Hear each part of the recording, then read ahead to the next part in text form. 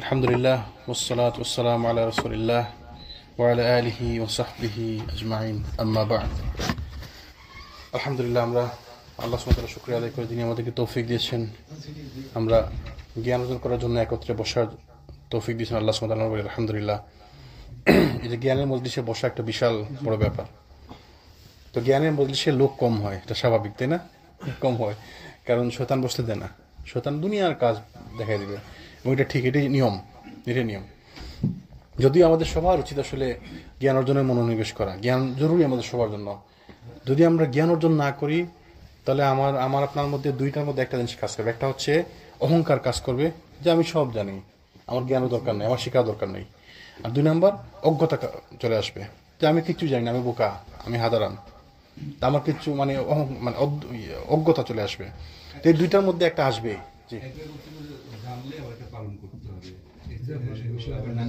তখন সেটা অহংকার না? আচ্ছা, যে জানলে পালন করতে, তার মানে আপনি সত্য থেকে দূরে থাকতেছেন ইচ্ছা করে। আল্লাহ সুবহানাহু ওয়া তাআলা বলছে কোরআনে, যদি তুমি এইটা করো তাহলে তোমাকে আমি জান্নাতে প্রবেশ করাবো, জান্নাতের নিচে নদী প্রবাহমান। তাহলে আল্লাহ বলতেছে তুমি যদি এই কাজ করো তাহলে আমি তোমাকে জান্নাতে দেবো। আর আমি বললাম যে তাইলে আমি এই কাজ সম্পর্কে জানতেও চাই না, কারণ এই কাজ তাহলে আমার করা লাগবে। তো করলে তো ভালো, আপনি জান্নাতে যাবেন। তো আমি যদি এটা থেকে দূরে থাকতে চাই, জানলে করা লাগবে, তাহলে তো আমি বোকা, আমি ভালোটা বুঝতেছি না, আমি জান্নাত চাচ্ছি না। আবার অনেকে বলে, ওই যে গতকাল কি সব বললো না, যে মুরজিয়া কারা, মুরজিয়া যারা বলে যে আপনি কোনো কাজ যদি নাও করেন কোনো অসুবিধা, আপনার ইমান থাকলে হয়েছে, মানে আমলের কোনো দরকারই নেই আপনার। খারেজি কারা, যারা মানুষের কথায় কথায় ইসলাম থেকে বের করে দেয়, কাফির, তাই না, কুফরি ফতোয়া দিয়ে দেয়, তাকফির করে। আর মুরজিয়া কারা, মুরজিয়া হচ্ছে আমাদের সমাজে কিছু লোক দেখবেন বলে না মুরজিয়া, কিন্তু এদের আচরণ একদম মুরজিয়াদের মতো। কিরকম, যে ভাই উনি এই কাজটা করছে, আচ্ছা অসুবিধা নেই, চোখে সবকিছু চোখে চোখে, মানে একদম নরম স্বভাবের মানুষ, এদের কাছে সবকিছু ওকে, কোনো অসুবিধা নাই। মানে সে যদি নামাজ না পড়ে, ভাই উনি তো নামাজ পড়ে না, আচ্ছা অসুবিধা নাই, নামাজ না পড়লে কি আল্লাহ মাফ করে দিবে, মানে সবকিছু আল্লাহ মাফ করে দিবে। যে জিনিস আল্লাহ বলছে আল্লাহ মাফ করবে না, সেটাকে আল্লাহ মাফ করবে? তা আমি কি এটা তো আল্লাহ চাইলে মাফ করতে পারে, আমি এটা সে বসে থাকবো? যে কোরআন আল্লাহ বলছে আল্লাহ সব গুনাহ মাফ করে দেন শিরিক ছাড়া, তো আমি শিরিকও করবো আর বলবো না আল্লাহ মাফ করে দিবেন? আল্লাহ তো বলছেন কেউ যদি শিরিক অবস্থায় মারা যায় সে চিরস্থায়ী জাহান্নামে। বুঝলেন তো, শিরিক ছাড়া মাফ করে দিবে সব জিনিস, যাতে অনেক মনে করেন আল্লাহ তো মাফ করবে। আমল ছাড়া তো ইমানের গুরুত্ব নেই। ইমান কিভাবে প্রকাশ পায়? বলার মাধ্যমে, অন্তরের মাধ্যমে আর আমলের মাধ্যমে, তাই না? জি আঙ্কেল কি বলবেন? না, বলতে চাইছিলাম কোরআনের একটা আয়াত অস্বীকার করা, জি মানে আপনি খালি খারিজি এদের কথা বলেন, জি আমাদের মধ্যে আমরা যারা বুঝি জি একটা আয়াত যদি অস্বীকার করি তাহলে আমরা এটা থেকে আপনি কুফরি কাজ করলেন, আপনি কুফরি কাজ করলেন, ফাসিকি কাজ করলেন। আল্লাহ সুবহানাল্লাহ বারবার কোরআনে বলতেছে আমার একটা আয়াত যে অস্বীকার করব সে বাপ। জি, তাহলে আমাদেরকে জ্ঞান অর্জন করতে হবে, জ্ঞান অর্জন করা ছাড়া কোনো সুযোগই নাই, কোনো ইয়েই নাই। আল্লাহ সুবহানাহু কোরআনে বলছে সূরা জুমারের মধ্যে বলছে, যারা জানে এবং যারা জানে না তারা কি সমান? কখনোই না। তো যারা জানে এবং যারা জানে না তারা সমান না, তারা সমান না। তো সাহাবীদের মধ্যে যারা সব থেকে বেশি জানতো, সবথেকে বড় স্কলার যে ছিল, আবু বকর রাদিয়াল্লাহু আনহু। যদি আবু বকর রাদিয়াল্লাহু আনহু থেকে বর্ণিত হাদিস আমরা তো পাই না, কেন? কারণ তিনি হাদিস বর্ণনাতে ব্যস্ত ছিলেন না, তিনি ব্যস্ত ছিলেন খেলাফত নিয়ে। রাসূল সাল্লাল্লাহু আলাইহি ওয়াসাল্লাম যতদিন ছিলেন রাসূলের সাথে সাথে থাকতেন সব সময়, তাই না? রাসূল যখন মারা গেছেন তিনি ছিলেন লিডার, খলিফা, মুসলিম সাম্রাজ্যের বা মুসলিম রাষ্ট্রের খলিফা তিনি ছিলেন। তো তার সময় ছিল না যে তিনি যে হাদিস বর্ণনা করবেন আর বই লিখবেন, আর আমরা তো তার বই নাই কেন তার। কিন্তু সাহাবীদের মধ্যে সব থেকে বেশি জ্ঞানী কে ছিল? আবু বকর রাদিয়াল্লাহু আনহু। প্রমাণ, রাসূল সাল্লাল্লাহু আলাইহি ওয়াসাল্লামের উপস্থিতিতে তিনি স্বপ্নের ব্যাখ্যা দিতেন। মানে এক লোক আসছে, ইয়া রাসূলুল্লাহ আমি একটা স্বপ্ন দেখছি এরকম এরকম, তো এটা কি মানা হতে পারে? তো আবু বকর বলেন, ইয়া রাসূলুল্লাহ যদি আপনি পারমিশন দেন তাহলে আমি এটা বলতে চাই। তাহলে রাসূল সাল্লাল্লাহু আলাইহি ওয়াসাল্লামের উপস্থিতিতে তিনি রাসূল তাকে পারমিশন দিচ্ছেন যে আপনি বলেন, তুমি বলো। তাহলে জ্ঞানী, নিঃসন্দেহে জ্ঞানী। রাসূল সাল্লাল্লাহু বলছেন যে যদি আমি সাথে নিয়ে যাওয়ার কোনো পারমিশন থাকতো কাউকে, তাহলে আবু বকরকে নিয়ে যেতাম সাথে। তাহলে আমার বন্ধু, আমার খলিল, আমার ফ্রেন্ড, সব থেকে বেশি প্রিয়। তাকে জিজ্ঞেস করছিল আপনার কাছে সব থেকে প্রিয় কে এই উম্মতের মধ্যে, পৃথিবীর মধ্যে? বলছে আয়েশা। তারপরে বলছে ওয়া আবুহা, তার পিতা। তাহলে এত প্রিয়, এত পছন্দের মানুষ, যার কথা কোরআনে বারবার আল্লাহ সুবহানাহু ওয়া তাআলা ইঙ্গিত করছেন, ক্বালা লিসাহিবিহি লা তাহসান ইন্নাল্লাহা মা'ানা, তোমার সঙ্গীকে বলো। তা আল্লাহ সুবহানাহু ওয়া তাআলা যাকে কোরআনে সাহাবী বলে, সাহিব বলে সম্বোধন করছেন, কাকে বলছেন? আবু বকর রাদিয়াল্লাহু আনহুকে। এত সম্মানিত সাহাবী, সুবহানাল্লাহ। তাহলে এই সাহাবী সম্পর্কে আমরা জানবো, কেন জানবো? গতদিন বলছিলাম যে সাহাবীদের জন্য জীবনী জানা আমার জন্য বেশি ইম্পর্টেন্ট, আরো অনেক বেশি ইম্পর্টেন্ট। কেন? কারণ সাহাবীদের জীবনী থেকে আমরা প্র্যাকটিক্যাল ইমপ্লিমেন্টেশন পাবো, যে সাহাবীরা রাসূল সাল্লাল্লাহু আলাইহি ওয়াসাল্লামের কোনো কথা কিভাবে ইমপ্লিমেন্ট করছে, কোনো কথাকে কিভাবে আমলে নিছে। তো তারা যেভাবে আমলে নিছে আমরা যেভাবে আমলে নিতে পারি, তাই না? রাসূল সাল্লাল্লাহু আলাইহি ওয়াসাল্লামের জীবনে অনেক কাজ আছে যেগুলো রাসূল সাল্লাল্লাহু আলাইহি ওয়াসাল্লামের জন্য খাস, বলে আমাদের জন্য আমরা পারবো না। যেমন উনি সাওমে বিশাল রাখতেন, মানে একটা না রোজা রাখতেন, আমাদের জন্য সেটা সম্ভব না। কিন্তু সাহাবীরা ওইটার উপর কিভাবে আমল করছে? সাহাবীরা কি সাওমে বিশাল রাখছে? সাহাবীরা কি রাসূলের কথা শুনে সাওমে বিশাল রাখে নাই নাকি রাখছে, বা কিভাবে রাখছে? ওই যে আমলগুলা কিভাবে ইমপ্লিমেন্টেশন হয়েছে ওগুলো আমরা সাহাবীদের জীবনে নিতে পাবো, তাই না? সাহাবীদের জীবন হচ্ছে আমাদের কিছুটা আমাদের মতো। কিভাবে? কারণ তারা একদম মানে সাধারণ জীবন থেকে আসছে। আগে তাদের বেশি সংখ্যক সাহাবী যারা ছিলেন, যারা রাসূল সাল্লাল্লাহু আলাইহি ওয়াসাল্লাম যখন নবুয়ত পাইছেন তখন তারা 20, 25, 30, 35, 40 বছর এরকম বয়স, তাই না? তো তাদের আগে সবার পিছনের লাইফ হচ্ছে জাহিলিয়াতের জীবন। তো তারা জাহিলিয়াত থেকে কিভাবে দিনের পথে আসছে, আলোর পথে আসছে, তো সেটা আমাদের জন্য শিক্ষা। তো আমাদের জন্য এখানে ইমপ্লিমেন্টেশন আছে যে তা আমরা কিভাবে জাহিলিয়াত থেকে আলোর দিকে যেতে পারি, কোরআন এবং সুন্নাহর সংস্পর্শ পেয়ে আমরা কিভাবে আলোর দিকে যেতে পারি। তা আমার সাহাবীদের জীবনে আমাদের জন্য জানা বেশি বেশি ইম্পর্টেন্ট। এই জন্য আল্লাহ যেন আমাদেরকে তৌফিক দেন। আমরা কতদিন আলোচনা করতেছিলাম আবু বকর রাদিয়াল্লাহু আনহুর সম্পর্কে একটু মানে ইন্ট্রোডাকশন। আজকে আমরা আলোচনা করবো তার পরিবার, তার বংশ, তার নাম, বংশ, কুনিয়া, উপাধি এবং তার পরিবারের বর্ণনা, এগুলো সম্পর্কে ইনশাআল্লাহ। ওমা তৌফিক ইল্লা বিল্লাহ। আমাদের যাদের মাতৃভাষা আরবি নয়, যারা আরবদের ইতিহাস এবং সভ্যতা সম্পর্কে বেশি পরিচিত নই, আমরা আরবদের যে নামের যে কালচারটা থাকে, যেমন আবু বকর, আবু বকর কিন্তু ওনার নাম না। যেন আমরা এই মুসলিম উম্মার কতজন লোক জানে যে আবু বকরের নাম আবু বকর নাই? আবু বকর নামটা তো তার কুনিয়া, তার একটা উপনাম কুনিয়া। যেমন আরবিদের এই কালচারটা, আরবিদের সভ্যতার মধ্যে, আরবিদের মধ্যে এই কালচারটা আছে, তারা নামের মধ্যে আবু অমুক, আবু তমুক, ছেলের নামে, মেয়ের নামে, অথবা অনেকের আছে ছেলে মেয়েই নাই কিন্তু আবু আবদুল্লাহ নাম রাখতো। বা ধরেন যেমন আবু বকর রাখছে আবু হুরায়রা, আবু হুরায়রা তো ওনার ছেলের নাম না। আবু হুরায়রা মানে একটা ছোট্ট বাচ্চা, একটা বিড়ালের বাচ্চা। তো বিড়ালের বাচ্চা তার সাথে থাকতো, তো এই জন্য তার নাম হচ্ছে আবু হুরায়রা, তাই না? আবার অনেকের নাম হচ্ছে আবুল ইয়ামান, অনেকের নাম দেখবেন আবুল ইয়ামান। তো আবুল ইয়ামান কি ইয়ামানের বাপ না, এটা মানে কুনিয়া আর কি, অনেকে অনেকভাবে নাম রাখে। তো অনেকের আবার নিজের ছেলের নাম দিয়ে রাখে, কারো মেয়ের নাম দিয়ে রাখে, কারো হচ্ছে ওই বাপের নাম দিয়ে রাখে। যেমন ইবনে তাইমিয়া রহমান আমরা সবাই বলি, ইবনে তাইমিয়া কি তার নাম? তার দাদির নাম তাইমিয়া। ওনার শেখের ইমামের দাদির নাম তাইমিয়া, দাদির নাম থেকে আসছে ইবনে তাইমিয়া। তো আসলে কুনিয়া এগুলা, তাই না? আবু বকর রাদিয়াল্লাহু আনহুর নাম কে জানেন কেউ? অরিজিনাল নাম, আসল নামটা কি? আব্দুল্লাহ। আবু বকর রাদিয়াল্লাহু আনহুর আসল নাম হচ্ছে আব্দুল্লাহ। তার নাম ছিল আব্দুল্লাহ। আবু বকর ছিল তার কুনিয়া। কুনিয়া হচ্ছে এমন একটি শিরোনাম যা দিয়ে ব্যক্তির ছেলে অথবা মেয়ের নাম জানা যায়, অথবা এর দ্বারা ব্যক্তির সাথে সম্পর্কিত বিশেষ কোনো স্থান, ধারণা, মত বা তার জাতিগত সত্তার পরিচয় পাওয়া যায়। এই ক্ষেত্রে আবু বকর নাম আবু বকর মানে ছিল, বকর মানে বাচ্চা উট, বাচ্চা উট। তার মানে না যে তিনি ওই উটের বাপ, তাই না? এইটা আসলে তাদের একটা যে বংশটা ছিল, বংশের অনেকের নাম ছিল এরকম, ওই বাচ্চা উটের বাপ আবু বকর, এইভাবে। আবার তাদের একটা বিরাট উপজাতির পরিচয় তুলে ধরে, এটা বিরাট উপজাতির পরিচয় তুলে ধরে এখানে। তারপর আবু বকরের পুরো নাম হচ্ছে আব্দুল্লাহ ইবনে ওসমান ইবনে আমির ইবনে আমর ইবনে কাব ইবনে সাদ ইবনে তাইম ইবনে মুর্রা ইবনে কাব ইবনে লুআই ইবনে গালিব আল কুরাইশি আল তাইমি। তো এখানে কোনো পরিচিত নাম আছে কারো? কে কোনো পরিচিত নাম পাইছেন? যে নামগুলো বললাম আবার বলি আমি। আচ্ছা আবার বলি, আব্দুল্লাহ ইবনে ওসমান ইবনে আমির ইবনে আমর ইবনে কাব ইবনে সাদ ইবনে তাইম ইবনে মুর্রা ইবনে কাব ইবনে লুয়াই ইবনে গালিব আল কুরাইশি আত তাইমি। আল কুরাইশি আত তাইমি তার কারো নাম না, মানে এগুলো হচ্ছে তার বংশগত। জি না, ওই সাহাবিগুলোর নাম না। আবু বকরের নাম থেকে বললাম কি আব্দুল্লাহ ইবনে ওসমান, তার মানে সাহাবিরা শেষ, এই পর্যন্ত সাহাবি, এরপর তোর সাহাবি নাই উপরে। আব্দুল্লাহ ইবনে ওসমান। তো আবু বকর রাদিয়াল্লাহু আনহুর বাপের নাম কি ছিল কি জানেন কেউ? এই যে মাত্র বললাম উসমান, বাট আমরা তো এই নামে চিনি না। আমরা কি নামে চিনি? আবু কুহাফা। শুনছেন না আবু কুহাফা? ওই যে রাসূল মক্কা বিজয়ের দিন উনি আসছিলেন, মুরব্বী, বয়স্ক মুরব্বী, সাদা দাড়িওয়ালা। তো বলছিলেন হাজা শাইখুন কাবীর, আপনি তাকে কেন নিয়ে আসছেন? আমাকে বললে আমি যেতাম তার সাথে দেখা করার জন্য। তখন তিনি ইসলাম ধর্ম গ্রহণ করেন। তার নাম ছিল আবু কুহাফা। তো আসলে এটাও তার উপনাম, তা ওনার উপনাম এটা, তো ওনার নাম হচ্ছে ওসমান। তো আব্দুল্লাহ ইবনে ওসমান, আবু বকর রাদিয়াল্লাহু আনহুর বাপের নাম হচ্ছে ওসমান ইবনে আমর ইবনে আমর ইবনে কাব ইবনে সাদ ইবনে তাইম ইবনে মুর্রা ইবনে কাব। তো যেটা বলতে চাচ্ছি, এই নামটা হচ্ছে কম, মানে মুর্রা ইবনে কাব। মুর্রা ইবনে কাব হচ্ছে রাসূল সাল্লাল্লাহু আলাইহি ওয়াসাল্লামের পূর্বসূরি, তাই না? 5 প্রজন্ম পূর্বে রাসূল, 6 প্রজন্ম পূর্বে রাসূল সাল্লাল্লাহু আলাইহি ওয়াসাল্লামের উত্তরসূরি হচ্ছে, পূর্বসূরি হচ্ছে মুর্রা ইবনে কাব। যেমন রাসূল সাল্লাল্লাহু আলাইহি ওয়াসাল্লামের নাম কি? মুহাম্মদ ইবনে আব্দুল্লাহ ইবনে আব্দুল মুত্তালিব ইবনে হাশিম ইবনে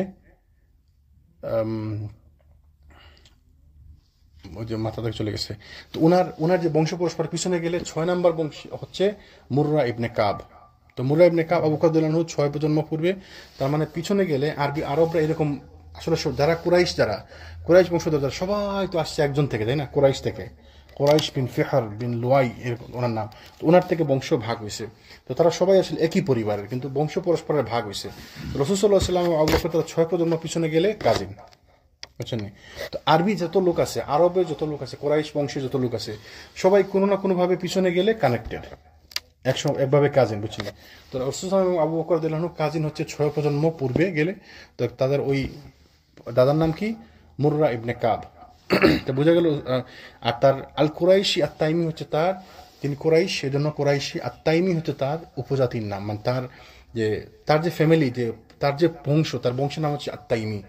পরিচিত পপুলার খুব নাম করা বংশ, যদিও তার ছোট্ট একটি, যেমন রাসূল সাল্লাল্লাহু আলাইহি ওয়াসাল্লামের যে বংশ ছিল বনু হাশিম, তেমন কুরাইশের মধ্যে আবার বনু হাশিম, কুরাইশের মধ্যে আবার আত তাইম, বনু তাইম, এরকম। তো ইনি ছিলেন বনু তাইম গোত্রের, কুরাইশ বংশের বনু তাইম গোত্রের। এগুলো আসলে মনে রাখা অত যায় না, কিন্তু কিছু নাম আর কি না। রাসূল সাল্লাল্লাহু আলাইহি ওয়াসাল্লামের বংশধরদের মধ্যে যেমন 25টা পর্যন্ত পিছনে যাওয়া যায়, মানে ইসমাইল আলাইহিস সালাম পর্যন্ত পিছনে, ইব্রাহিম আলাইহিস সালাম পর্যন্ত পিছনে যাওয়া যায়, ট্রেস করা যায়, একদম অথেন্টিক। তার পিছনে অনেকে বলে যে আদম আলাইহিস সালাম পর্যন্ত পৌঁছায়, বাট এটা এখন অথেন্টিক না। যদিও অনেকে বলে, মানে 40 প্রজন্ম পিছনে গেলে, অনেকে কিন্তু মুখস্থ আছে, এটা অনেকের মুখস্থ আছে, কিন্তু এটা আসলে অত অথেন্টিক না। কিন্তু ইব্রাহিম আলাইহিস সালাম পর্যন্ত অথেন্টিক কেন? কারণ এরপর থেকে হিস্ট্রিগুলা রেকর্ড হয়েছে। তো অনেকের কাছে যেগুলো আছে, ইব্রাহিম আলাইহিস সালাম পর্যন্ত যেটা আছে ওইটা 25 প্রজন্ম পূর্বে ইব্রাহিম আলাইহিস সালাম, অনেকে মুখস্থ রাখছে, কিন্তু সবগুলো মুখস্থ রাখা যায় না, আর তো আসলে সম্ভব না।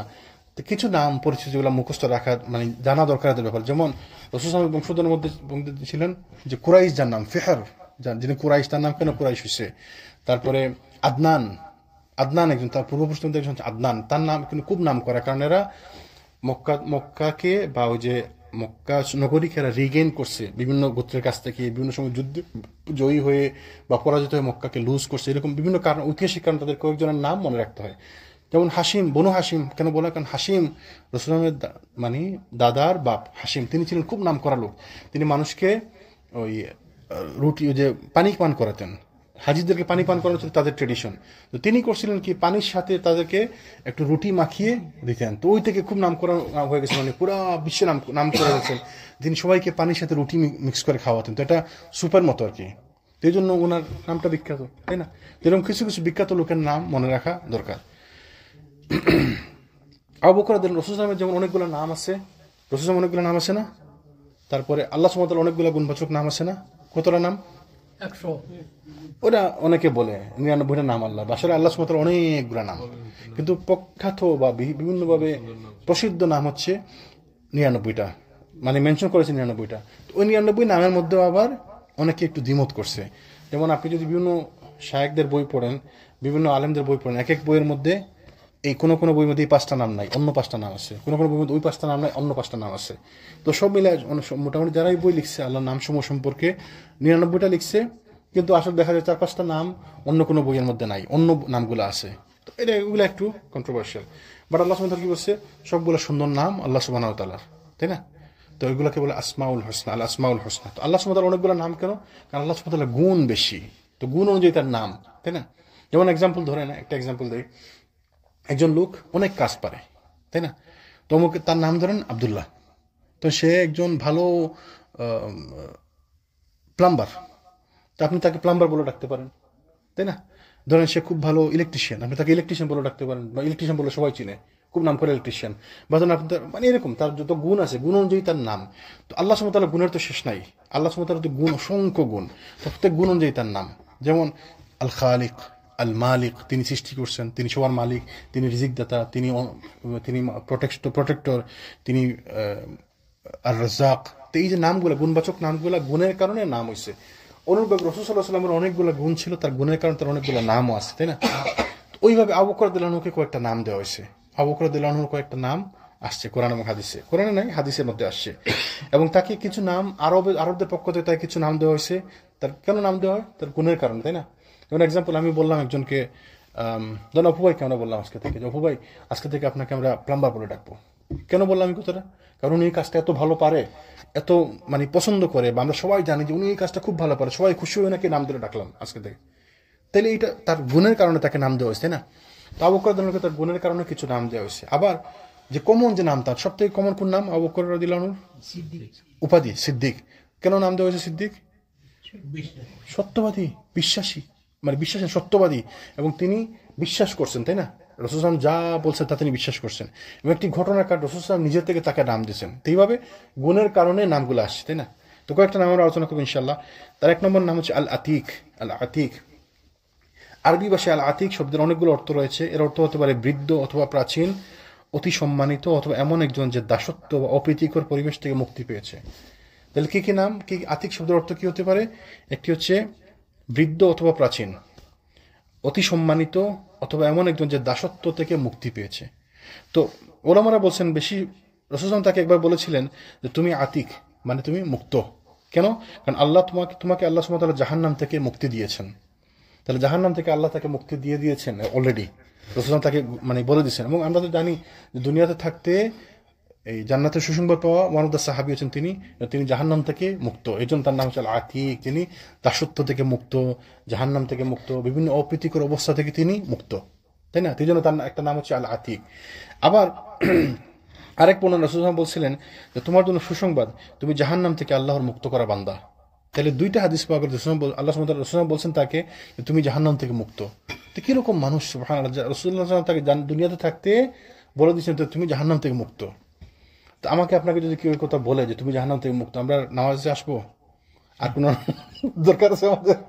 যা ইচ্ছা তাই করবো, তাই না? অথচ রাসূল সাল্লাল্লাহু আলাইহি ওয়াসাল্লাম তাকে এই কথা বলার পরও সারাটা জীবন দিনের জন্য পরিশ্রম করে গেছেন, সারাটা জীবন আমল করে গেছেন। আর আমরা বলি আমল না করলেও চলে। আমরা গতদিন বলছিলাম না, আবু বকর রাদিয়াল্লাহু আনহু তার আমলগুলো দেখে সাহাবীরা হিংসা করতেন। অনেক সময় হিংসা তো পরে, সাহাবীরা পরে দুঃখ করেন যে আরে কি করতেছেন উনি, এগুলো আমরা কেমনে মেনটেন করবো? এক লোক তো হজের পরে আর নামাজ পড়ে না, কার জীবনে লোক। হ্যাঁ, এক লোক হজের থেকে আসছে, নামাজ পড়ে, ভাই নামাজে চলেন, লাগবো না এখন। কেন? ওই যে ওইখানে গেলে এক রাকাতে 1 লক্ষ, আমি তো অনেকগুলো পড়ছি, কয়েক লক্ষ তো হয়ে গেছে, তাই না? তো এইগুলা তো আসলে ঠিক না। আমল করে দিতে হবে হাত্তা তাহুল ইয়াকিন, আপনার মৃত্যু পর্যন্ত। কারণ আপনি জানেন না আপনার কোন আমলের কারণে আল্লাহ আপনাকে জান্নাত থেকে সরাই দিবে, জান্নাতের নাম থেকে সরাই দিবে আপনার নাম, তাই না?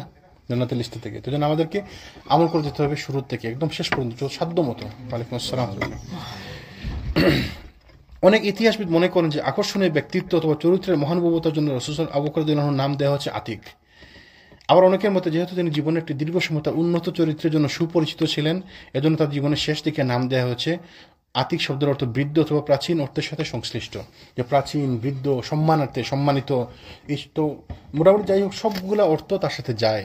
বৃদ্ধ মানে তিনি বয়স্ক লোক ছিলেন সাহাবীদের মধ্যে, এবং তিনি প্রাচুর্যময় লোক ছিলেন। তারপর তিনি দাসত্ব থেকে মুক্ত ছিলেন, বা সম্মানিত লোক ছিলেন। সবগুলা যে কোনো অর্থ নেন, আতিক শব্দের অর্থ যেটাই নেন তার সাথে যায়। এই হচ্ছে একটা নাম। আর তবে সব থেকে সুপরিচিত ছিল এটা যে আল্লাহ আতিক বান্দা, যাকে আল্লাহ জাহান্নাম থেকে মুক্তি দিয়ে দিয়েছেন। রাসূল তাকে দুইটা হাদিসের মধ্যে বলছেন আল্লাহ আপনাকে জাহান্নাম থেকে মুক্তি দিয়েছেন, এই জন্য তার নাম আতিক। তো এই যে এটা গুণের কারণে আসছে না, জাহান্নাম থেকে তিনি মুক্ত ঘোষণা করেছেন, তার নাম হচ্ছে আতিক, তাই না? আচ্ছা, 2 নম্বর হচ্ছে as-সিদ্দিক। নামের কারণে কি আতিক নামের কারণে কেউ কি জাহান্নাম যাবে নাকি? না না না না না, কত আতিক জাহান্নামে যাবে, কত আতিক জাহান্নামে যাবে। কিন্তু মানুষের সম্পদ মেরে খাইছে, মানুষের জায়গা মেরে খাইছে, তো শিরিক করতেছে, বেদাত করতেছে, ইমান নাই, ইসলাম নাই, কত আতিক জাহান্নামে যাবে। আল্লাহ সবাইকে সাহায্য করেন, আল্লাহ সবাইকে জান্নাত দান করেন না, প্রত্যেক মুসলমানকে। কিন্তু নামের কারণে কেউ জান্নাতে যাবে না, আর কেউ জাহান্নামে যাবে না। তবে নামের উলামারা বলছে যে ভালো নাম রাখা উচিত, কারণ নামের একটা প্রভাব থাকতে পারে। রাসূল যদি যখন কেউ মুসলমান হইতো, ইসলাম গ্রহণ করতো, তখন তার নাম জিজ্ঞেস করতেন। যদি নামের মধ্যে কোনো খারাপ অর্থ থাকতো তাহলে তিনি চেঞ্জ করে দিতেন। তাহলে নাম আমরা ভালো নাম রাখবো, চেষ্টা করব, কিন্তু ওই নাম আমাকে জান্নাতে নিয়ে যাবে সেটা ঠিক না। নাম যদি জান্নাতে নিয়ে যায়, সব থেকে ভালো নাম আব্দুল্লাহ। রাসূল বলছেন কত আব্দুল্লাহ শয়তানিতে ব্যস্ত, কত আব্দুল্লাহ দুনিয়াতে ধ্বংস কাজ করতেছে, তাই না? কত দুনিয়াতে মোহাম্মদ, কত সব থেকে কমন নাম হচ্ছে মোহাম্মদ। দুনিয়াতে কার নাম মোহাম্মদ নাই? প্রত্যেকের নামের আগে পেয়েছে মোহাম্মদ, হয় আগে মোহাম্মদ নাহলে পেয়েছে মোহাম্মদ, আর নাহলে তার ডাক নাম মোহাম্মদ, নাহলে তার মিডিল নেম মোহাম্মদ। আপনি দেখবেন নিউ সিটিতে যারা কাজ করছেন, দেখবেন সবাই মুসলমান যে আছে মোহাম্মদ বলে ডাকে। চীন মানে ধরেন নাম জানেন না, তাহলে মোহাম্মদ, হ্যাঁ মোহাম্মদ, মানে মুসলমান তো মোহাম্মদ দিবই, মোহাম্মদ থেকে মৌ। মুসলমান যখন তার নাম মোহাম্মদ দিব, তাই না? তো মোহাম্মদ নাম রাখলে কি আপনি জান্নাতে যাবেন? মোহাম্মদ নাম রাখ জান্নাতি নিয়ে যাবে না। ওই ইয়ের নাম কি, ওই যে ইন্ডিয়াতে যে আসছিল নবী, ভণ্ড নবী গোলাম মোহাম্মদ কাদিয়ানি, তার নাম তো মোহাম্মদ, সে কি জান্নাতে যাবে? এত ভণ্ড নবী, এত নিজেকে নবী দাবি করছে, এত কুফ কাফির, তাই না? গোলাম আহমদ কাদিয়ানি আহমদ রসুলামের নাম, তাই না? তো এই নামগুলোর কারণে আসলে কোনো কিছু ম্যাটার করে না। তো আতিক নাম তাকে উপাধি দেওয়া হয়েছে, তো এই জন্য আতিক হয়েছে, কিন্তু আতিক নাম রাখলেই জান্নাতে যাবে এরকম কোনো কথা নাই। 2 নম্বর as-সিদ্দিক। আবু বকর রাদিয়াল্লাহু আনহু সব থেকে বেশি পরিচিত উপাধি হচ্ছে as-সিদ্দিক। সিদ্দিক শব্দটি এসেছে as-সিদক থেকে। সিদক হচ্ছে সত্যবাদিতা। এমন একজন ব্যক্তি যিনি সর্বক্ষণ সত্যের উপর প্রতিষ্ঠিত এবং যিনি সর্বক্ষণ কোনো কিছু বা ব্যক্তির সত্যতার উপর নিগুড়ভাবে বিশ্বাস করেন। আবু বকর রাদিয়াল্লাহু আনহুর ক্ষেত্রে এটা ছিল রাসূল সাল্লাল্লাহু আলাইহি ওয়াসাল্লামের প্রতি বিশ্বাস।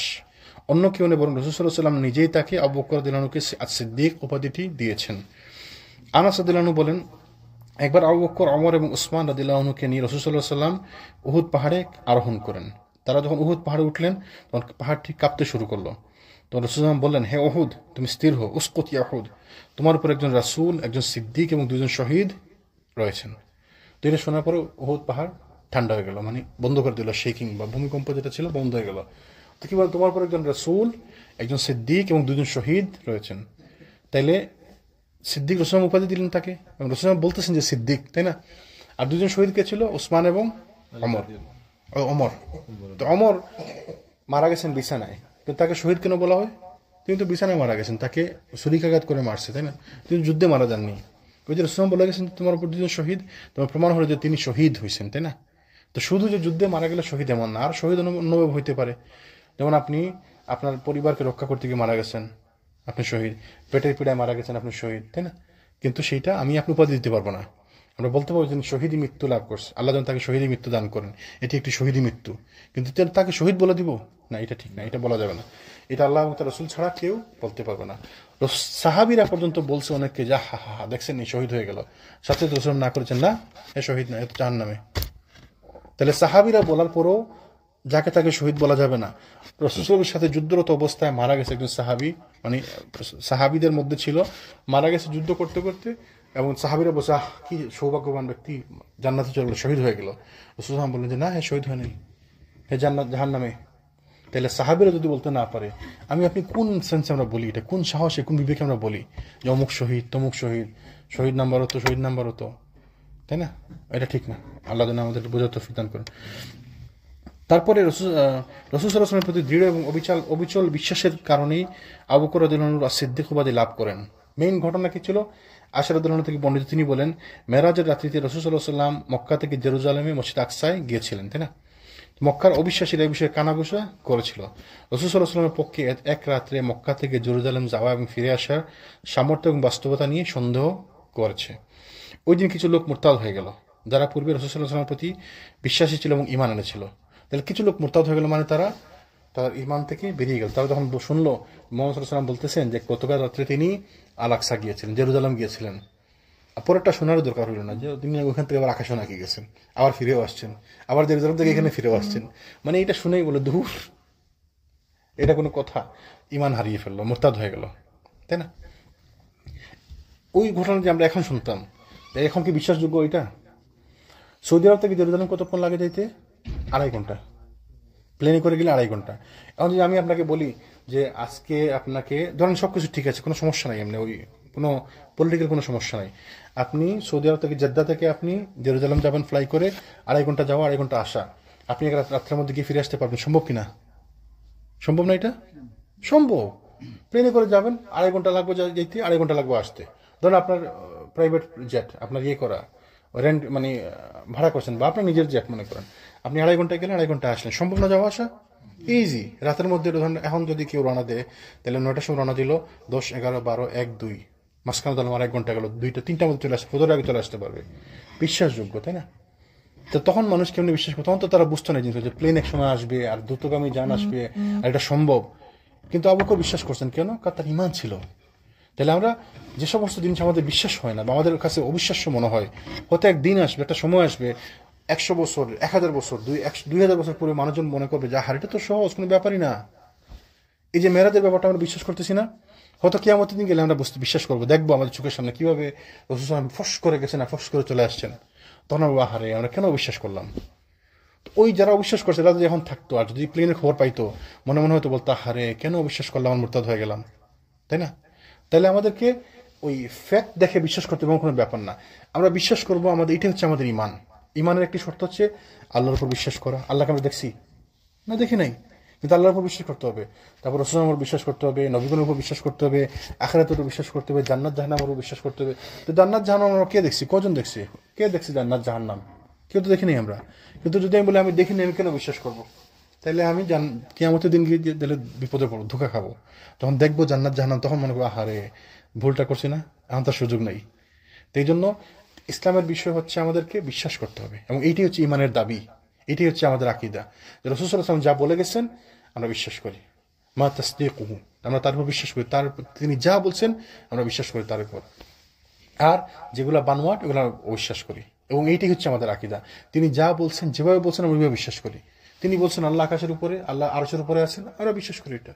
আর তিনি বলছেন আল্লাহ ওইখান, আল্লাহ সবকিছু দেখতে পারেন, আমরা বিশ্বাস করি এটা, তাই না? এগুলো হচ্ছে আমাদের আকীদা, এগুলো আমাদেরকে বিশ্বাস করতে হবে। ইন্নাল্লাযীনা ইয়াখশাউনা রাব্বাহুম বিল গায়ব লাহুম মাগফিরাতুন ওয়া আজরুন কারীম। যারা গায়েব থেকে আল্লাহকে বিশ্বাস করবে জি। তারাই সফল। জি, ওই যে সূরা বাকারার প্রথম 2 নম্বর আয়াতে কি আল্লাযীনা, না এটা হলো সূরা কাফ। সেটা বুঝছি আমি, সূরা বাকারা বলছি আলিফ লাম মিম যালিকাল কিতাবু লা রাইবা ফি হুদাল লিল মুত্তাকিন আল্লাযীনা ইউমিনুনা বিল গায়ব। আল্লাযীনা, তাইলে তাদের মধ্যে যারা বিশ্বাসকারী কারা? ইউমিনুনা বিল গায়ব, যারা গায়বের উপর বিশ্বাস করছে। তো গায়বের উপর বিশ্বাস করতে হবে, আল্লাহ সুবহানাহু ওয়া তাআলা আমাদেরকে বলেছেন, এটাই আমাদের ইমানের পরীক্ষা, এটাই তো আমাদের ইমানের পরীক্ষা, তাই না? আমরা ইমান আনবো গায়বের উপরে, যেগুলো আল্লাহ এবং তার রাসূল বলছেন। যদি আমি একটা জিনিস বলি গায়ব, আপনি বিশ্বাস করার দরকার আছে? দরকার নাই। অমুক শেখ একটা বলছে, অমুক ইমাম একটা বলছে গায়বের ব্যাপারে, তো আপনি সে যদি বলে আল্লাহ তো কোরআনে বলছেন গায়বের উপরে বিশ্বাস করে, তো ওই গায়ব তো আল্লাহ বিশ্বাস করতে বলেন। আল্লাহ বিশ্বাস করতে বলছে কোনটা? যে গায়বের কথা আল্লাহ বলছে এবং তার রাসূল বলছে, এবং এইটাই হচ্ছে ইসলাম। ক্বালা আল্লাহু ওয়া ক্বালা রাসূল, আমার কথা আপনার কথা ইসলাম না, ইসলাম হচ্ছে আল্লাহ এবং তার রাসূল যা বলছে। জি। তারপরে কিছু লোক আবু বকর রাদিয়াল্লাহু আনহুর কাছে গেল, তারা তাকে বলল, তুমি কি তোমার সাথীর খবর রাখো? তিনি যে দাবি করেন যে তিনি গত রাত্রে জেরুজালেম গিয়েছিলেন। আবু বকর রাদিয়াল্লাহু আনহু বলেন যে তিনি কি সত্যি এটা বলেছেন? তারা বলল হ্যাঁ। তো আবু বকর রাদিয়াল্লাহু আনহু বলেন যে তিনি যদি বলে থাকেন তাহলে সত্য বলেছেন। দেখেন কি বিশ্বাস। কিন্তু আবার আপনি আমাকে বোকা বানাবেন, আইসে যা তা বলবেন আগে। তাহলে দেখেন এখানে কিন্তু আমাদের শিকার আছে, হিকমা, কৌশল। কি শিকার আছে? কনফার্ম করছেন আগে তিনি কি আসলে বলছেন। দেখেন জিনিসটা একটু অবিশ্বাস্য। এই যে কথাটা বলছেন তাদের সবার কাছে অবিশ্বাস্য, তার আবু বকরের কাছে অবিশ্বাস্য ব্যাপারটা, যে তার তোমার সাথী বলছে তিনি নাকি রাত্রে জেরুজালেম গেছেন আর ফিরে আসছেন। তো জিনিসটা শুনতে অবিশ্বাস্য মনে হয়, তাই না? আসলে তখনকার প্রেক্ষাপটে চিন্তা করেন, এটা কি সম্ভব? যাইতে লাগে 1 মাস, আসতে লাগে 1 মাস, তিনি এক রাতের মধ্যে গেছেন আবার ফিরে আসছেন। তো তিনি বললেন যে রাসূলুল্লাহ কি বলছেন, কনফার্ম করছেন? তারা বললো হ্যাঁ তিনি বলছেন। তখন তার বিশ্বাস অবশ্যই তাহলে তিনি সত্য বলছেন। মানে কঠিন ব্যাপার, চিন্তা করেন আপনি এইটা মানে কিরকম বিশ্বাস। তাকে যে সিদ্দিক বলা উপাধি দেওয়া হয়েছে কি জন্য? কারণ বিশ্বাস অনেকে করছে।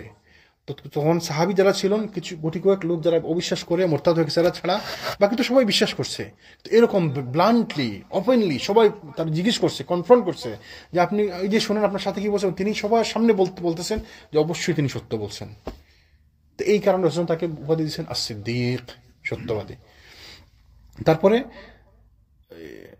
তারা বললো যে তুমি কি তাকে বিশ্বাস করবে যে বলে যে সে এক রাত্রে জেরুজালেম গিয়েছে আবার সকাল হওয়ার আগেই ফিরে এসেছে? তারা আবার মানে অবাক হয়ে গেল যে কি বলে, তো কোন বিষয় মানে কনফার্ম করছে, তুমি কি আসলে এটা বিশ্বাস করো? তো তিনি বললেন হ্যাঁ, আমি এর থেকেও আরো বিস্ময়কর বিষয় তাকে বিশ্বাস করি। এটা তো কোনো ব্যাপারই না, আমি আরো কঠিন ব্যাপার তার উপর বিশ্বাস করি। বলে কি কঠিন ব্যাপার? যে আমি বিশ্বাস করি তার কাছে প্রতিদিন আকাশ থেকে ফেরেশতা আসে, ওহী নিয়ে আসে, আবার আকাশে ফেরে যায়, আবার আসে, আবার ওহী নিয়ে যায়। জি, এটা কি মানে আল্লাহর পক্ষ থেকে আসছে না নবীর পক্ষ থেকে? মানে তার উপাধিটা যে রাসূলুল্লাহ সাল্লাল্লাহু আলাইহি ওয়াসাল্লাম বলছে তাকে উপাধি। তাহলে তিনি বলেন যে আমি এর থেকে কঠিন বিষয় বিশ্বাস করি। কি কঠিন বিষয়? যে আমি বিশ্বাস করি তার কাছে আল্লাহর কাছ থেকে ওহী আসে সকাল বিকাল। যে এইটা তো কোনো ব্যাপারই না। তিনি বলছেন আমাদেরকে বলছেন যে আকাশ থেকে তার কাছে সকাল বিকাল ওহী আসে, তা আমি তো এটাই বিশ্বাস করি, এটা তো কোনো ব্যাপারই না। দেখেন ইমান যখন আপনি মজবুত থাকবে আল্লাহ ব্যবস্থা করে দিবে। ওয়ামাইয়াত্তাকিল্লাহ ইয়াজআল লাহু মাখরাজা। আপনি যখন আল্লাহর উপর বিশ্বাস রাখবেন, দ্বীনের উপর দৃঢ় বিশ্বাস রাখবেন, আল্লাহ আপনার পথকে সহজ করে দিবেন, তাই না? আপনি একটা কাজ ছেড়ে দিচ্ছেন হালাল হারাম চিন্তা করে, আল্লাহ আপনার রিজিক সহজ করে দিবেন। রিজিকের মালিক তো আল্লাহ সুবহানাহু ওয়া তাআলা, তাই না? তো আল্লাহ রাস্তাকে সহজ, কঠিন রাস্তাকে সহজ করে দিবেন কে? আল্লাহ সুবহানাহু ওয়া তাআলা। আমার আপনার কাছে মনে হতে পারে এটা কঠিন, এটা কি ব্যাপার, কেমনে কি, আল্লাহর কাছে তো সহজ, তাই না? তাহলে আমরা আল্লাহর উপর ভরসা করব, ভরসা করতে হবে আল্লাহর উপর।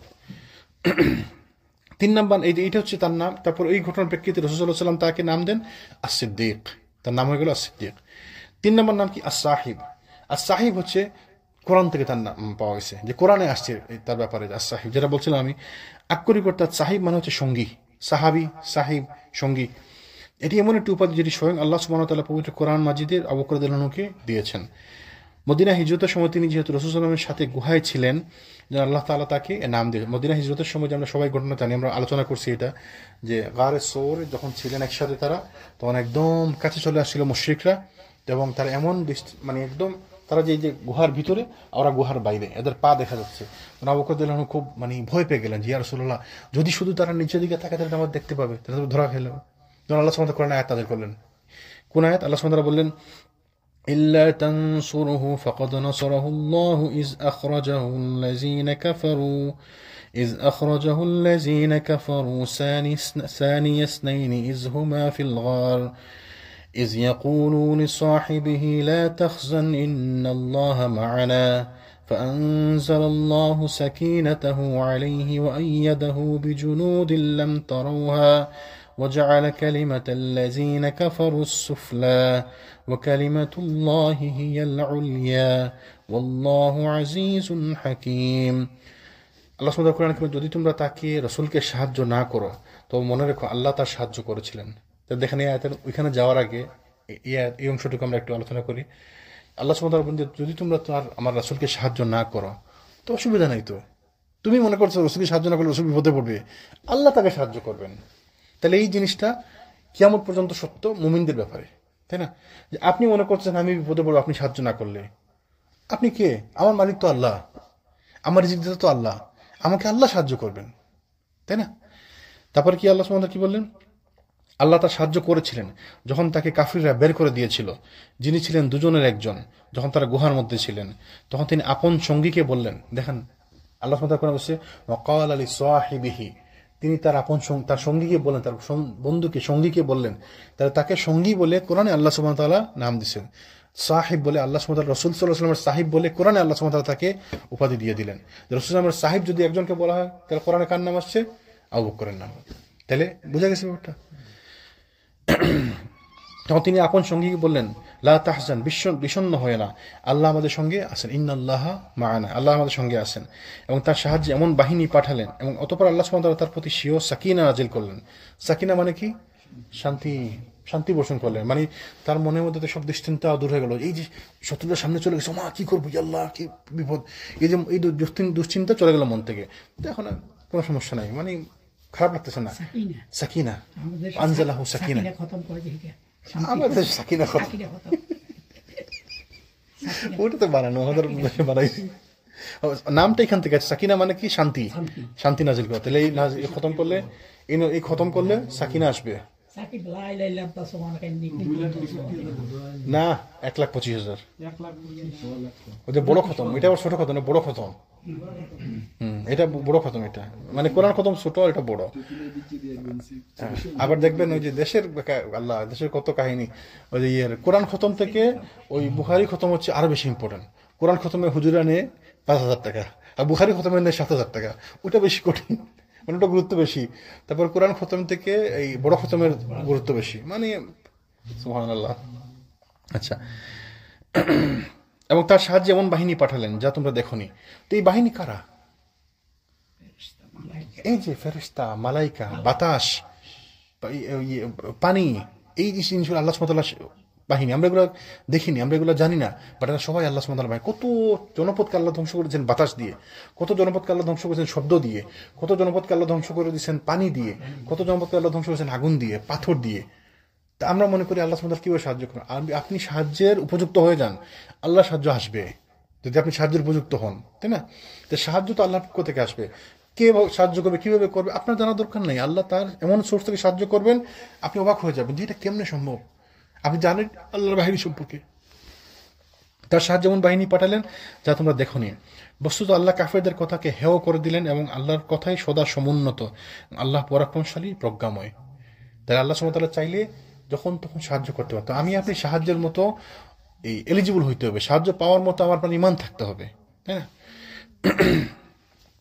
উলামায়ে কেরাম সবাই একমত যে এই আয়াতে তার সঙ্গী বলতে আবু বকর রাদিয়াল্লাহু আনহুকে বোঝানো হয়েছে। আনাস রাদিয়াল্লাহু আনহু বলেন যে একবার আবু বকর রাদিয়াল্লাহু আনহু তাকে বললেন, যখন রাসূল সাল্লাল্লাহু আলাইহি ওয়াসাল্লাম গুহায় ছিলেন আমার সাথে, তখন আমি তাকে বললাম যে যদি শত্রুদের কেউ নিচের দিকে তাকায় তাহলে আমাদেরকে তার পায়ের নিচে দেখে ফেলবে।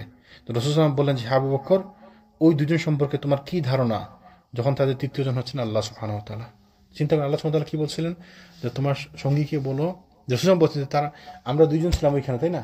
এই দুজন সম্পর্কে তোমার কি ধারণা যখন তাদের সঙ্গে তৃতীয় জন হচ্ছেন আল্লাহ সুবহানাহু ওয়া তাআলা?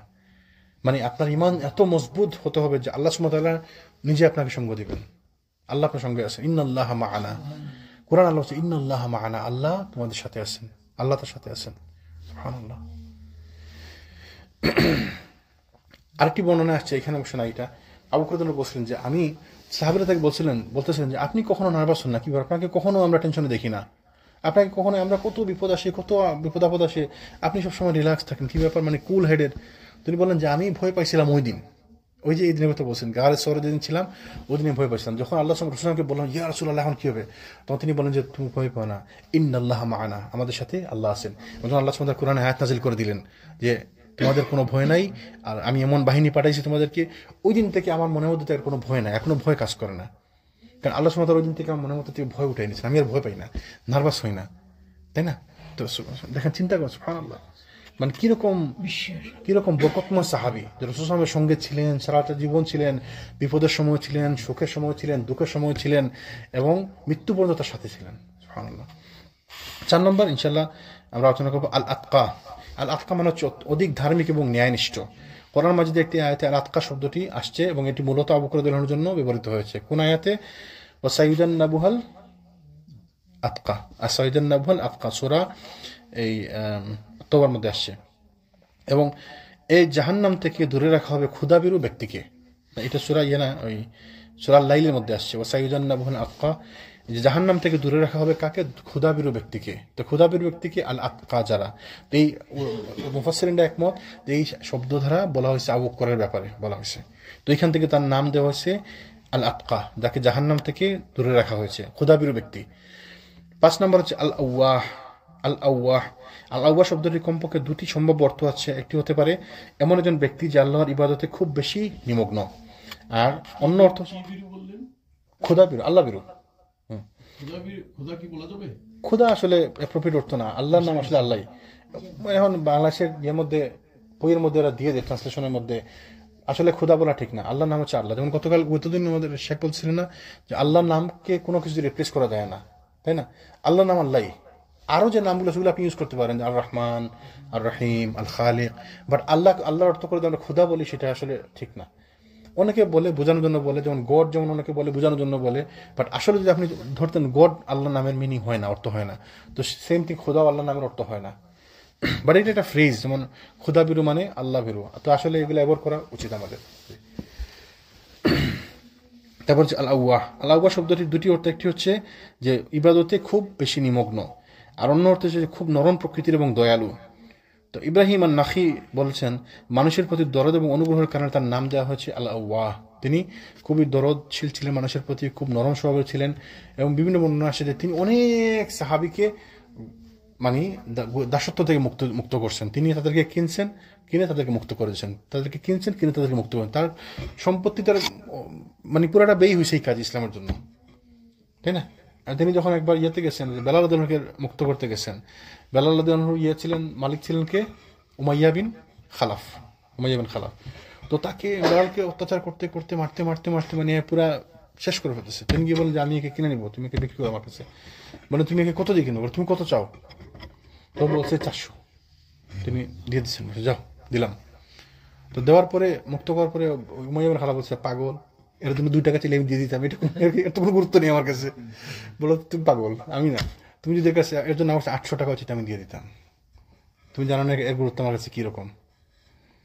আমারও বলতেছো পাগল তো তুমি যদি কাছে আমার জন্য আরো বেশি চাইতে আমি আরো বেশি দিয়ে দিতাম, তাই না? তুই লস তো তুমি করছো, আমি করি নাই।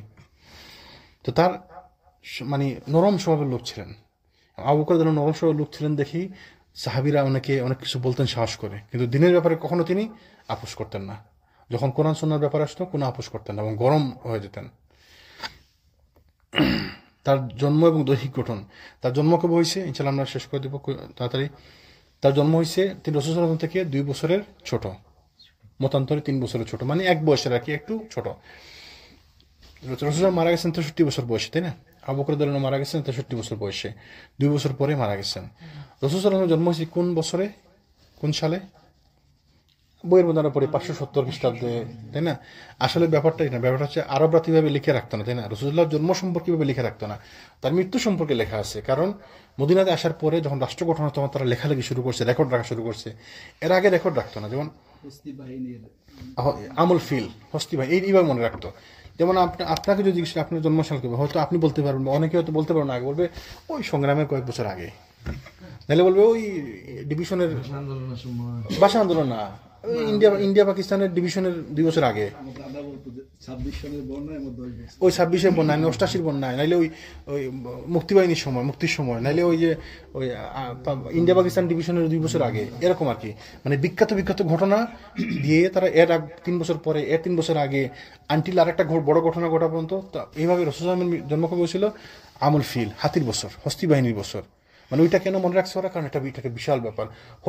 হাতি তার কোনোদিন দেখা নেই আরবিরা, তো হাতি তাদের কাছে একটা বিশাল বড় হাতি আসছিল। মানে এটা দেখেন, আমরা এখন পর্যন্ত আলোচনা করতেছি 1446 বছর পরে, মানে 1446 আর 10, 1456 বছর পরে, প্রায় 1500 বছর ঘটনা এখন আমরা আলোচনা করছি। কারণ আরবদের কাছে হাতি একটা বিশাল ব্যাপার।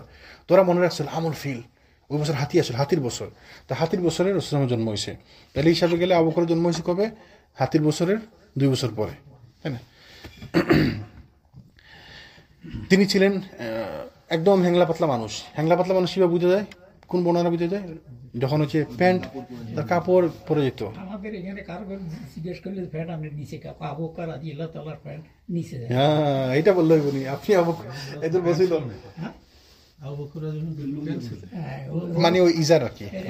আচ্ছা, কত এক্সাম্পল, কতজনে কিভাবে দেয়। একজন আমার এক শায়েখরাও এরকম, মাশাআল্লাহ, এক শায়েখরা বলছে, ওই যে ওই দিন শায়েখ বলতেছিল না, যে একজন বলছে, আরে আপনি কার্ডিও শেষ করতে পারতেছেন, শোনেন না, ও যেভাবে ওই যে গতদিন ওই শায়েখ আসছিল না রচেষ্টা থেকে, তো ওই শায়েখ আবার আপনাদেরকে বলিনি আমি, ওনার নাম হচ্ছে শেখ ইদ্রিস, তার নাম হচ্ছে শেখ ইদ্রিস। তিনি হচ্ছেন শেখ বিন বাজ রহিমাহুল্লাহ ডিরেক্ট ছাত্র, শেখ বিন বাজের সরাসরি ছাত্র, এবং তিনি শেখ উসাইমিনের সরাসরি ছাত্র। যাদের কথা আমরা বলি, যাদের কথা বলে আমরা ফতোয়া দিই না, উনি 2জন শায়েখের সরাসরি ছাত্র। বয়স কম, মাত্র 55, কিন্তু মনে করেন কম বয়সে কেমনি পাইলেন? তিনি হচ্ছেন কুর্দি, কার্ডিশ, বুঝছেন নি, কার্ড। তো রিফিউজি হয়ে গেছিলেন সৌদি আরবে, এবং ওইখানে তিনি শেখ বিন বাজের দার্সে বসছেন, শেখ উসাইমিনের দার্সে বসছেন। তিনি সরাসরি ছাত্র 2জনের। মাশাআল্লাহ, কি সৌভাগ্যবান লোক, তাই না? তো তিনি বলছিলেন, একজন লোক শেখ উসাইমিনকে প্রশ্ন করছে, শেখ, কিছু লোক বলে যে ওই মানুষ নাকি বানর থেকে আসছে, তো আমরা কিভাবে এটা উত্তর দেবো? তিনি বলছেন, শেখ উসাইমিন বলেন যে দেখো, আমরা তো আমাদের পাশ সম্পর্কে জানি, আমরা বনি আদম, আমরা আদম থেকে আসছি। তোমার ব্যাপারে আমি জানি না, হয়তো তুমি বানর থেকে আসছো, তো তুমি বানর থেকে আসতে পারো, আমরা এটা মানে জোকস করে বলছেন আর কি, খুশি হাসি হাসি বলছেন আর কি। তাইলে আবু বকর এক শায়েখকে প্রশ্ন করা হয়েছিল, ওই শায়েখের নাম ছিল আবু শুয়েব মুসা আল বাসাম। তিনি এখনো বেঁচে আছেন, হাফিজাহুল্লাহ। ইংল্যান্ডে একটা মসজিদের ইমাম। তিনি হচ্ছেন শেখ আলবানী রহিমুল্লাহ ডাইরেক্ট ছাত্র, তার বাড়ি হচ্ছে জর্ডান। তিনি এবার আলবানী রহিমুল্লাহ ডাইরেক্ট ছাত্র, লন্ডনে থাকেন। তাকে প্রশ্ন করছে, শায়েখ, এই আবু বকর রাদিয়াল্লাহু আনহু তো এরকম ছিল, তা প্যান্ট পরে যেত, তাহলে আমার অসুবিধা কি? বল, তুমি কি আবু বকর নি? তুমি আবু বকর হয়ে যাও আগে। আবু বকরের উদাহরণ দিতেছে, আবু বকরের হয়েছে তো আমার হইলে অসুবিধা নেই, তুমি কি আবু বকর নি? আবু বকর তো রাসূল সাল্লাল্লাহু আলাইহি ওয়াসাল্লামের কাছ থেকে সার্টিফিকেট নিয়েছে, রাসূলুল্লাহ তাকে সার্টিফিকেট দিয়েছেন যে তুমি অহংকারী না। আচ্ছা, আবু বকর বলছে, ইয়া রাসূলুল্লাহ, তখন শুনতেছে রাসূলুল্লাহ বলছেন যে আমার তো যাদের প্যান্ট টাকুন নিচে যায় সে জাহান্নামী। তো শুনে ভয় পেয়ে গেছে, ইয়া রাসূলুল্লাহ, আমার তো প্যান্ট টাকুন নিচে চলে যায়, তো আমি তো সবসময় ধরে রাখার চেষ্টা করি, তো আমি কি? তাহলে রাসূল সাল্লাল্লাহু আলাইহি তাকে বলছেন যে না, তোমাকে তো আমি চিনি, তুমি অহংকারী না। তো রাসূল সাল্লাল্লাহু আলাইহি ওয়াসাল্লাম তাকে সার্টিফিকেট দিয়েছেন, ওমা ইয়ানতিকু আনিল হাওয়া, তিনি তো আকাশ থেকে কোনো কথা বলেন না, বাতাস থেকে কোনো কথা বলেন না, তিনি আল্লাহর কাছ থেকে না জেনে বলেন না। তো আল্লাহর কাছে তিনি নিশ্চয় জানছেন যে আবু বকর অহংকারী না। তো তুমি শেখ বলতেছেন যে তুমি কারো কাছে সার্টিফিকেট নিয়ে আসো, রসুল তো পাবো না, কোন এক ইমামের কাছে সার্টিফিকেট নিয়ে আসো, কোন এক ইমাম বলুক যে তুমি অহংকারী না, পারবা, নিয়ে আসতে পারবো সার্টিফিকেট? কেউ জানে সে অহংকারী কিনা? আল্লাহ রসুল জানছেন কেন? কারণ তিনি আল্লাহ সুবহানাহু ওয়া তাআলা তাকে গায়েব সম্পর্কে বলছেন, এটা তিনি জানছেন। তো কেউ কি বলতে পারবে যে আপনার মধ্যে অহংকার নাই, আমার মধ্যে অহংকার নাই? এটা তো কেউ বলতে পারবে না। একটি বর্ণনা আসছে, রসুল বলছেন যে টাকনুর নিচে কাপড় সেঁচিয়ে চলা হচ্ছে একটা অহংকারের লক্ষণ। তা আপনি যে বলছেন আমি অহংকার শুধু পড়তেছি না, তো রসুল তো বলছেন কাপড় নিচে যাওয়াটাই হচ্ছে অহংকারের লক্ষণ। তাহলে আর কি বলবেন? তাহলে ওই সমস্ত ঝামেলা থেকে আমাদের দূরে থাকা উচিত। হ্যাঁ, এটাকে অনেকে করে না, অনেকে পড়ে না, ঠিক আছে, ইটস ওকে, এটা তার ব্যাপার। ওই ইমানের লেভেল অনেকের অনেক রকম আছে। অনেকে আছে এই ব্যাপারে খুব সতর্ক যে আমি টাকনুর উপরে কাপড় পরবই। অনেকে আছে সুদের ব্যাপারে আরো বেশি সতর্ক, না আমি সুদ খাবো না। অনেকে আছে আমি হালালের ব্যাপারে সতর্ক। ইটস ওকে, আলহামদুলিল্লাহ, আল্লাহ কাকে কোন কারণে মাফ করে দিবে, আমরা সবাই জন্য ভালো দোয়া করি। আমরা চাই আল্লাহ যেন আমাদেরকে দিনের উপর ইস্তিকামাত দেন, আমরা যেন আল্লাহ দিনের উপর থাকতে পারি, মৃত্যুর আগ পর্যন্ত যেন আমরা ইমানের সাথে ইসলামের উপর থাকতে পারি। আল্লাহ যেন আমাদেরকে তৌফিক দেন, তাই না? কে কি করলো ওগুলোর পিছনে থাকাইতে আর আমরা আমাদের সব ভুলে যাই। আমি আপনার দোষ ধরতে আমার যে শত শত দোষ, আমি আর ওগুলোর কোনো খবরই নাই। আপনার একটা ঠিক করতে গিয়ে আমার 10টা নষ্ট, আপনার পিছনে লেগে গিয়ে যে আমি যে ধ্বংস হয়ে গেলাম। আমরা এগুলোতে বেশি সময় নষ্ট করি। আমাদের আসলে আপনাকে আমি বললাম, ঠিক আছে, আমি বলছি আলহামদুলিল্লাহ, আপনি মানেন কি না মানেন, it's okay, up to you. আমাকে ঠিক করতে হবে। আমার মধ্যে কত ভুল আছে, কত ভুলের কোনো শেষ নেই আমার মধ্যে। আমি কিভাবে ঠিক করবো নিজেকে, তাই না? তা আমরা এগুলোর দিকে বেশি ফোকাস করি। আল্লাহ যেন আমাদের বুঝার তৌফিক দান করেন। আমরা থেমে যাই, 7 মিনিট আছে। আমরা আগামী দিন সময় দেন, আমরা আগামী দিন তার পরিবার সম্পর্কে আলোচনা করবো। তার পরিবার সম্পর্কে আলোচনা করার দরকার আছে কেন? আবু বকর রাদিয়াল্লাহু আনহুর পরিবার হচ্ছে একটি ভিন্ন ধর্মী একটা পরিবার, ভিন্ন ধর্মী একটা পরিবার। রাসূল সাল্লাল্লাহু আলাইহি ওয়াসাল্লাম বলছেন, মানে এক বর্ণনা আসছে যে ইমানের পরিবার এবং মুনাফিকের পরিবার ভিন্ন ভিন্ন। ইমানের পরিবার, কুফরের পরিবার ভিন্ন ভিন্ন। তো ইমানের পরিবার, ইমানদার পরিবারের মধ্যে একটি হচ্ছে মুহাজিরদের মধ্যে হচ্ছে আবু বকরের পরিবার, আর আনসারদের মধ্যে হচ্ছে আনসারদের একজনের নাম বলা হচ্ছে উনার পরিবার, তাই না? তো এই যেভাবে তার নাম আসছে, এই পরিবার সম্পর্কে আলোচনা করার দরকার না? সবাই ব্লেসড, বরকতময় লোকের পরিবারের সবাই, ওনার পরিবার সবাই কারা? ওনার মেয়ে, ওনার ছেলেরা, ওনার ওয়াইফ, ওনার নাতিরা, বরকতময় সবাই। এই পরিবারের সম্পর্কে আলোচনা করার দরকার আছে। এদের এই যে পরিবারের মধ্যে সুবহানাল্লাহ, তো মানে ওইদিন বলছিলেন না আপনি, 4 প্রজন্ম এদের হচ্ছে মুসলমান, 4 প্রজন্ম, শুধু মুসলমান, সাহাবি 4 প্রজন্ম। এক রাসূল সাল্লাল্লাহু আলাইহি ওয়াসাল্লামকে পাইছেন 1 প্রজন্ম, তাদের 4 প্রজন্ম কেমনে সাহাবি হয়? আবু বকর রাদিয়াল্লাহু আনহু সাহাবি না? ওনার বাপ আবু কুহাফা বা ওসমান, তিনি তার রাসূলুল্লাহ যুদ্ধ ঈমান আনছেন না, তো তিনিও সাহাবি। তাহলে বাপ সাহাবি, ছেলে সাহাবি। আবু বকরের ছেলের নাম হচ্ছে আব্দুর রহমান, সাহাবি। আরেক ছেলের নাম হচ্ছে, মেয়ের নাম হচ্ছে কি, আসমা বিনতে আবু বকর, আসমা সাহাবি না, সাহাবি মহিলা।